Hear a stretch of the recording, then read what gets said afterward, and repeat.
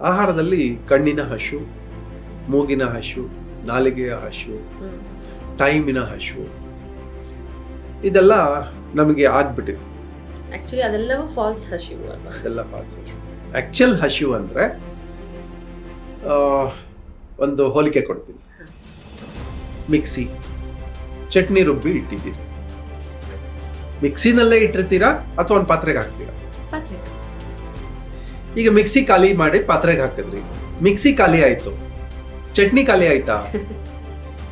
ಇನ್ನೊಂದು ಪಾತ್ರೆ ಇದೆ. ನಮ್ಮ ಆಹಾರ ಕೂಡ ಮೊದಲನೇ ಪಾತ್ರೆ ಅಬ್ಡಮನ್, ಆ ಪಾತ್ರೆಯಿಂದ ಖಾಲಿಯಾಗಿ ಎರಡನೇ ಪಾತ್ರೆಗೆ ಹೋಗುತ್ತೆ. ಯಾವ್ದದು? Small intestine. ಈ ಎರಡೇನೆ ನಮಗೆ ಪಾತ್ರೆಗಳು. ಈ ಮೊದಲನೇ ಪಾತ್ರೆ ಖಾಲಿ ಆದ ತಕ್ಷಣ ನಾವೇನ್ ಅನ್ಕೊಂಡ್ವಿ, ಎರಡನೇ ಪಾತ್ರೆನೂ ಖಾಲಿ ಆಗೋಯ್ತು, ಚಟ್ನಿ ಖಾಲಿ ಆಗೋಯ್ತು, ಆಹಾರ ಖಾಲಿ ಆಗೋಯ್ತು, ಎನರ್ಜಿ ಖಾಲಿ ಆಗೋಯ್ತು ಅಂತ ಅನ್ಕೊಂಡು ಎರಡನೇ ಸಲ, ಮೂರನೇ ಸಲ ಆ ಖಾಲಿ ಆದಾಗೆಲ್ಲ ಆ ಪಾತ್ರೆ ಒಳಗೆ ಹಾಕ್ತಾ ಇದೀವಿ.